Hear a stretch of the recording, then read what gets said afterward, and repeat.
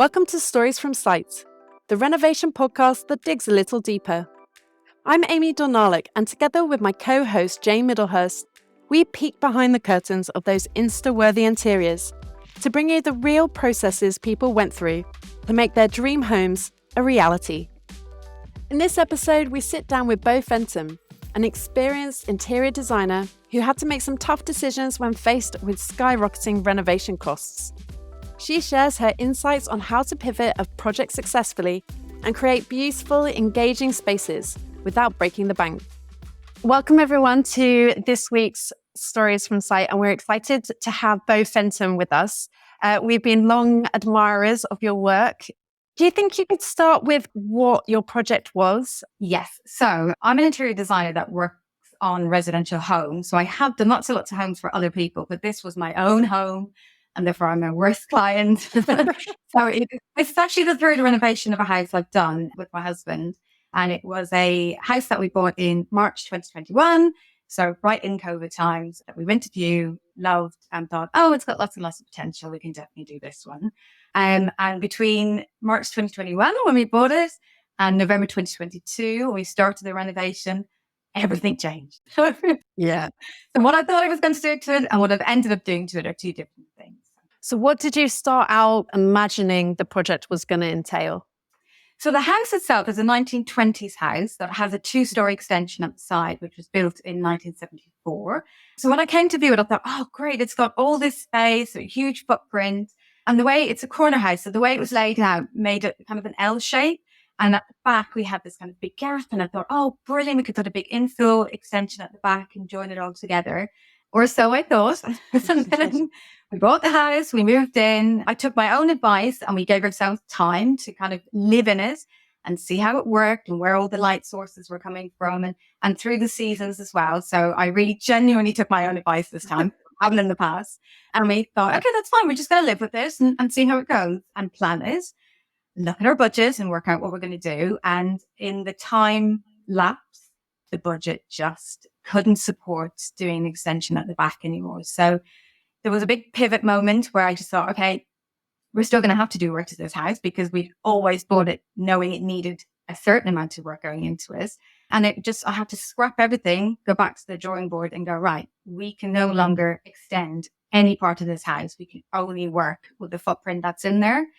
What am I going to do? And so that's where I ended up. Yeah. Just for those at home that are not totally in on the renovation world, the difference that we're talking about is the massive hike in the cost of doing a renovation, isn't it? So material prices after COVID and shortage of labour have just meant that the amount it costs to actually extend has gone up quite a lot, hasn't it?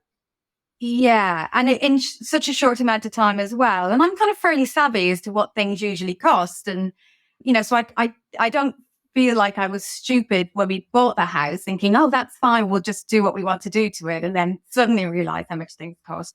There was just such a genuine shift in that world that took place in that time that at the time, if we'd moved in and done the renovation straight away, the reality is we would have been able to put an extension at the back, but it just was not viable. Within about 8 months, it became not viable at all. And my view at the time was, I can't see how this is going to change anytime soon.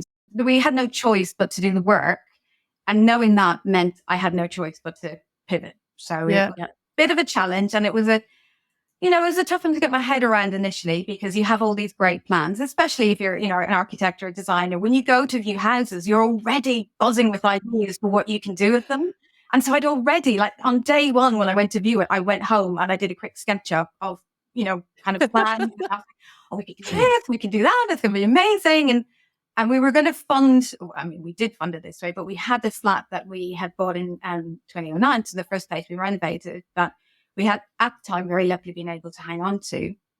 And we were going to sell that to fund doing the work to the house. And so partly some of our delay was the fact that we had to then also sell on the flat. Yeah. But, so it meant that we had a really, really finite amount of funds. We weren't going to be able to pull in from any other source. And so what we made from that sale was all we had to play with. But at the time, we got a valuation on the flat. So I had a figure in mind. We should have about X and that's okay. And that would give us all these things. So I had done all the work in trying to find the right property with the right amount of potential that we could complete with the budget that we would have. And my God, then to do all of it, to buy and get in and living there, and then suddenly go, wow, none of that's now achievable. Can I ask you, Bo, was there a little bit of a grieving period where you just had to let go of your plans? I mean, in hindsight, it's like, oh yeah, we did this thing and it's great now. But at the time, how did it feel to do that? It was tough. And actually my poor husband, because there was a moment I just thought, well, do we just try and sell and move on again? And, and he was like, well, no, absolutely not. That's not going to be viable at all. So, I think there was a real moment of mourning for the house it could have been. And there's still times now where I think I'm a little bit sad that it didn't get to realize its full potential, because it really did have this potential in us.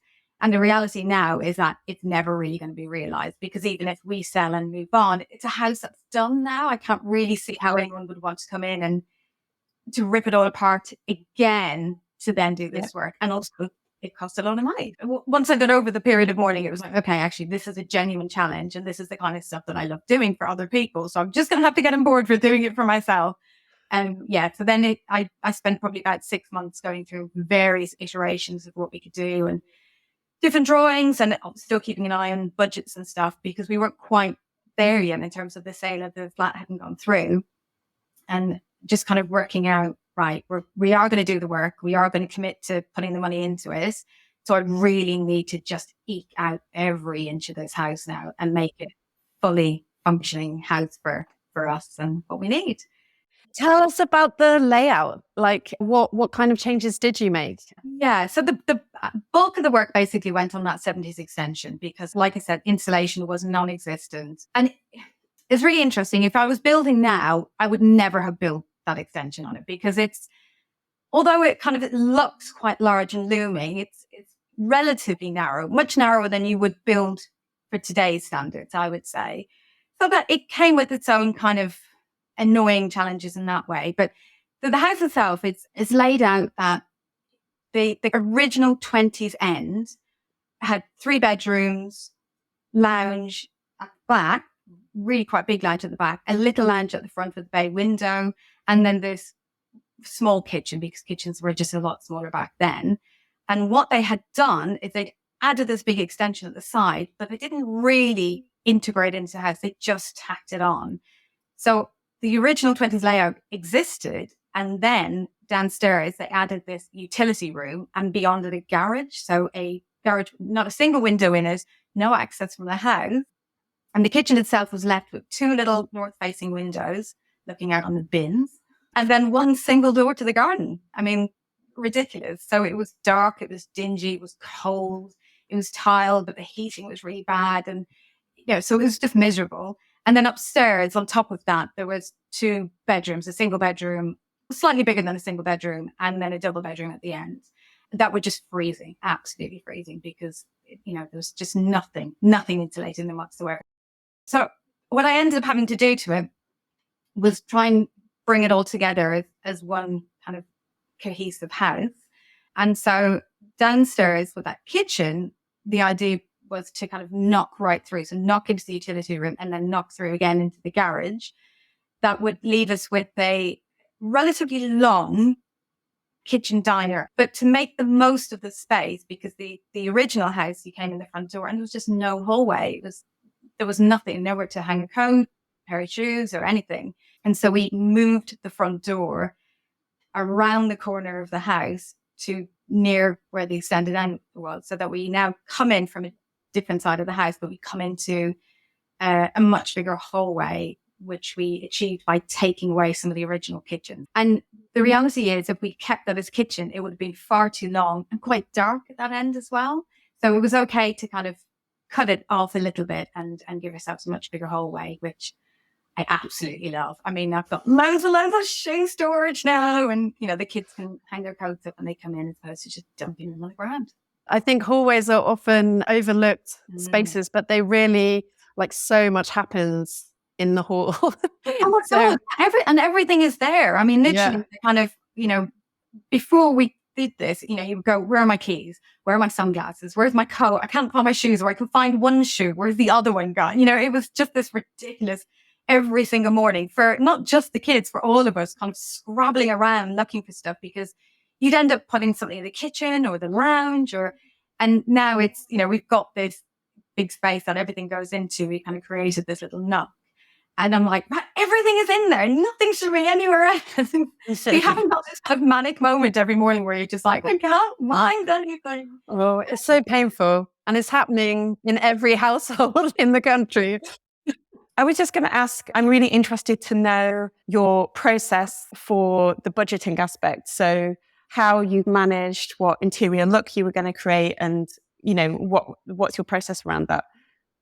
Yeah. So just for people who don't know, my kind of look, my interior design look is kind of bold and bright. And I use a lot of color, and I like to use a lot of interesting materials as well. And so I had always wanted this house to be kind of fun and bright and colorful. And when we bought it, I bought from this couple who were much older and absolutely lovely. And they'd maintained the house so well, but they had done kind of one round of decoration in the 90s and had just looked after it very well. So we literally walked into like a 1995 changing room house with kind of feature wallpaper. And, it really did need quite a big, renovation and facelift on it. And so with the budget, because it was such a strict, tight budget as well, I knew that I wouldn't be able to go as wild as I would like to in every single room. So instead of spreading it out across the house, we chose to concentrate on the areas that really needed it, and to know that at some point we'll just get around to the rest of the rooms. And so we concentrated all the kind of money and time and effort onto the kitchen, obviously, hub of the home, the hallway, and then the bedrooms upstairs. So I don't know if I mentioned before, but the 2 bedrooms up in that extended area have now become the master bedroom, and the other room was chopped it in 2. So it's now an ensuite, and then my little home office. So we spent all the money on doing that essentially, so that we could get those places finished. And we do still have some more work to do in other rooms at a later point when we can gather up some more funds. And in doing that, it was just a case of working out in each space how much I could allocate to it and what that would then give me, and try to work out the kind of high-low principle of where I could spend and then where I could pull back and still achieve the look that I wanted to achieve. So when it came to the kind of contractors, getting the builders, we did go out to tender. We got 4 quotes in, which interestingly, given everything that's going on, they weren't wildly far apart from each other. So I think builders perhaps being way more realistic about what their costs are. They know they're higher than people are expecting. And perhaps in knowing that, and the fact that they, I think they genuinely want the work now as well, because, people aren't doing as much as they were previously. They are being realistic about costs. So it was really interesting because, there was obviously, with any builders, you always get a bit of variation. But in the past with projects, I've seen wild variations, in cost. And we didn't have that this time. But the builders that we went with gave us a quote for the work that they're doing, which they stuck to, which is amazing.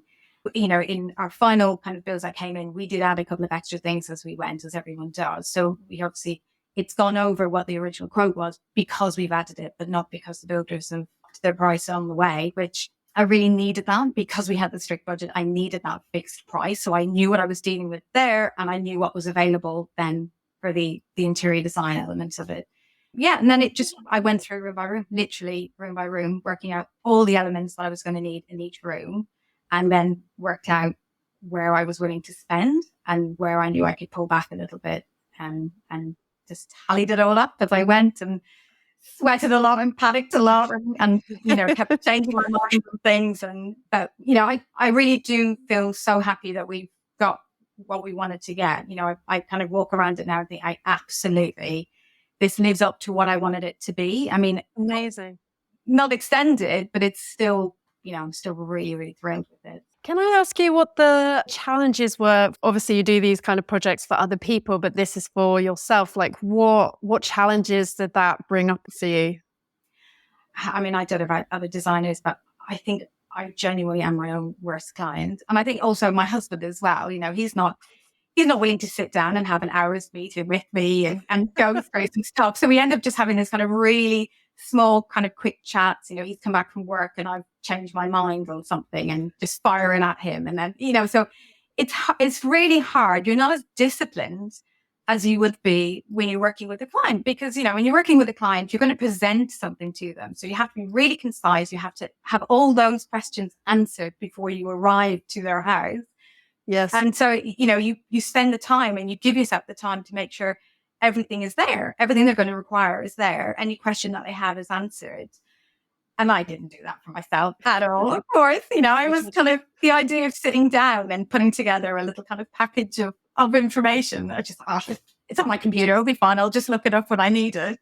And then, you know, there was definitely days where we were doing renovation all over winter and it was cold, it was miserable and dusty. And there was days where the, you know, builders have questions for me. And I'm thinking, why have I done this to myself? I could have just had this package done for them and handed over and, you know, get the constant knock at the door, like, can you just come down and check on this? Can you come down and answer that? You know, I can look back now and think, right, if I do this again, which I would like to, but if I do it again, I'll be more disciplined. But the honest answer is I probably won't, because there is a little bit of winging it when it's your own job. Well, you booked it for the like firefighting reactive, which is so tiring. You know, it's tiring, yeah. Things that you say to a client, which is don't put yourself in that position where you do have to constantly firefight. You know, have all your, you know, ducks in a row so that you can feel kind of fairly relaxed. I mean, none of it's relaxing ultimately, but you can feel a little bit more relaxed that it's all in place. It's fine. But the problem is I'm still working on clients' jobs as well. So ultimately, my time was spent working on them, and my own job was, you know, evenings or kind of early mornings where, yes. And then the builders would turn up at site, you know, 8 o'clock in the morning, and I'd have a quick whiz around with them going, right, what are you working on today? What do you need from me? I guess it's really interesting because like when you're paying for a professional, I guess you don't really think about that aspect. You're paying for them to do the work and put it together, but also just to run that ship and hold everyone accountable and, you know, just to kind of keep that structure, which however important you know it is, it's just really hard to do for yourself. It is. And also because it's work, ultimately. So, you know, you do a day's work and you think, oh, I'm tired now. I don't want to have to sit down and do another half day's work of my own job. And it's all in my head. You know, you have to think, it's in my head. I basically know what I'm doing. It's fine. But then I wouldn't change my mind. And also because I was keeping quite a strict eye on the budget as well, you know, there was definitely times where it was just a case of, right, I'm going to have to actually pull back in that area because I want to push forward in another area. So I was making changes. And actually, if I was doing up, you know, drawings and packages for myself, I mean, all the drawings were on the computer, but if I was putting together a package like I do for a client and I'm specifying certain material, I think I knew that I was making decisions much closer to that kind of final date of implementation than I would allow my clients to do. Jane, I think this is very timely for you because Jane's on the brink of starting to plan her renovation. So yeah, I think it's always good to hear, isn't it? I know I'm going to do the same thing. It's what we did on our last renovation. I'm definitely going to try not to, but yeah, it would be interesting to see if I manage that or not.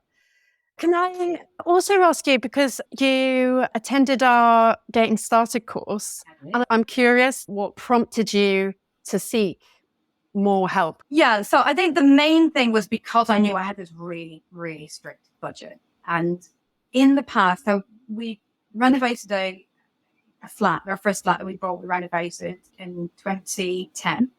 And at the time, we were real novices, and I think budgets just weren't on our mind. So there was, you know, we got the quote from the builder. We didn't really even understand the fact that that's just the build. And then all the extras that go on top. So that was a real shock and a kind of learning curve. That's fine.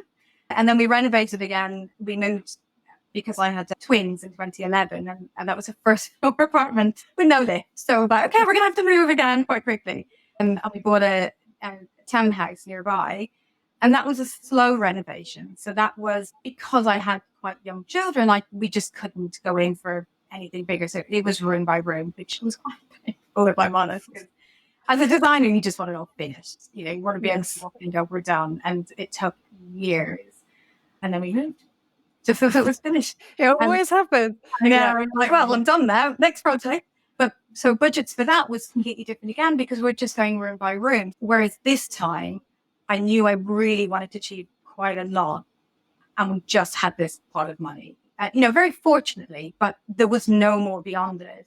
And so I needed to be really, really careful with that pot of money and not get to the point where we've run out but haven't achieved what we needed to achieve with it, because there was just no way we were going to be able to pull in any more funds to kind of get us over the finish line. So I felt very nervous about having this pot of money, which, when you look at it, you think, oh, there's enough in there. That's fine. And then you start bringing down, you're like, is there enough in there? That's the big question is it actually going to do everything it needs to do? And it was so tight, it was down to pennies at the end. It was really that tight. So, one of the things we knew we were going to have to do to that extension was put an external thermal wrap on it, and we clad on top. It was just, there was no insulation in it whatsoever. And that was going to pull out a big chunk of that pot straight away. So I felt nervous. And I just really wanted to know that I could manage that as we went. So it was really, really helpful in that respect, because I think, when I'm working on clients' projects as well, I don't project manage and I don't often get involved. They tell me what their budget for the interior is. I'll stick to that budget, but I'm not looking at the full build. I'm not across what they're spending in terms of all the little bits of builders. You just tell me what you're spending on the interiors and I'll work with that. And do you think it helped you achieve that? Yeah. I mean, it partly because it meant I was thinking about budget before we'd even started, because I did the course before we started the renovation, just before. And it meant the budget was always in my mind. So every time I sat down to do anything at the computer, I just had numbers floating around in my head, because there was no point me doing all these kind of really fanciful drawings if they just weren't achievable. Every time I would kind of sit down to do work, just thinking, okay, if, for example, the bedroom, right, well, how much you've got to spend on this bedroom. So there's no point specifying, gorgeous built-in wardrobes. You don't have the budget to do it. So you've got to just know that before it's like the kind of grand design principle of they get these amazing drawings of what it could be, and then there's just a white box at the end. There's nothing left for being fanciful. And the big thing for me was I wanted the interior to really pop, so I knew my focus was to get the look that I wanted to get. And the kind of challenge was just to work out how to achieve it from budget range up to kind of higher end. I think that's so key, because I think people are really good at creating their budget, and kind of in the beginning, it's like, of course, everyone knows that they need a budget. They need to know how much everything's going to cost. But I think what's interesting from hearing you talk, it's actually bringing that budget with you every single step of the renovation and keeping it updated. And then when you make those changes or want to do a little tweak here or there, putting that back into the overall sound. And that's the only way you can really keep on target. Yeah, but the minute you lose sight of it as a kind of per room almost, becomes a little bit unmanageable. And also, we can all fall in love with, a big ticket item.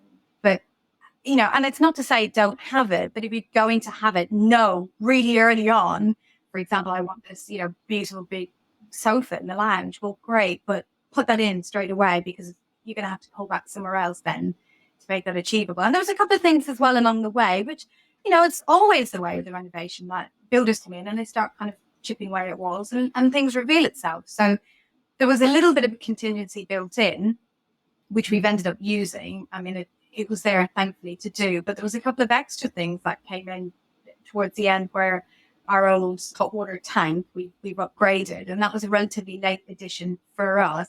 And it came in at a point where, just you're kind of starting to get all the interior stuff arriving. And there was a little bit of jiggery-pokery to try and manage that. But, again, and I'm just kind of going back to the drawing board and going, right, what can I lose for now? What can I take out? It sounds like you really had a goal and you really did it. I would say, because I work in family properties a lot, and, most of us don't have these endless budgets, as lovely as it would be. So I am used to working with quite tight budgets as well. And that kind of high-low principle of just there'll always be something you really want, and then there's another area that you don't care about as much. Well, if you don't care about it as much, then we can probably do it lower end, just make it look lovely. So, I am used to doing it, and I do genuinely believe it to be a good way of designing. I don't think most of us can just go completely high end all the time. You just got to work with what you've got. So. It's a beautiful project. I was just going to say, just to build on what you've been saying, for anyone wanting to do a very budget conscious but interior focused project, are there any final top tips that you can give people to do what you've done? Yeah, I think know what you want to achieve quite early. So do take time to kind of establish the look that you want to achieve and keep it in mind. So figure out the ways of achieving it within your budget. So, like I say, working with an IKEA kitchen, but it's the detail and the elements in the kitchen that are really going to make it pop. And so taking, for example, IKEA carcasses and having new doors put on them is a great way of really elevating a kitchen like that. Worktops, because of tactile, and they're quite a big surface area piece as well. So you will, really enjoy them. And then look at the smaller details. That we had offcuts from our worktop that the fabricators were really helpful in that they just cut us these lovely little shelves with them with a kind of curved edge on them. And we got some brass, shelving brackets, there we go, from Corson Architectural. And we put them up over the sink area. And they look absolutely beautiful, but, it was an offcut. It didn't cost us anything. The brackets, were relatively inexpensive as well. And then you just dress it up. We've got plants on there, I've got vase, and so you're bringing in lots of lovely elements onto that, but it was in an inexpensive way, kind of elevating the kitchen again a little bit. Our tiles, for example, are just tops tiles, but they're fluted, and so they've got some texture in them, and we tiled behind the kitchen island as well, so where you sit on the bar stools, it's got the repeat of that kind of fluted element from the kitchen as well. So, but, they're really inexpensive tops tiles. The idea being, longer term, if I decide I want something different, I can just take them off and redo them as something else. So it's elements that have the flexibility of change that mean you don't have to necessarily fire a load of money at it if you fancy changing something 5-10 years down the line. But the bigger stuff that's going to stay in the kitchen, so the hot water tap, you don't want to be changing that. Amazing. Thank you so much. It's been great to talk to you today. Oh, you're so welcome. Thank you for having me. If you would like to see pictures of Bo's project, head to our website at homenotes.co/stories from site. And do check out Bo's Instagram account, which is full of her interior projects, offering loads of inspiration. We'll put a link to that in the show notes. That's it for this week. See you next time for another Story from Site.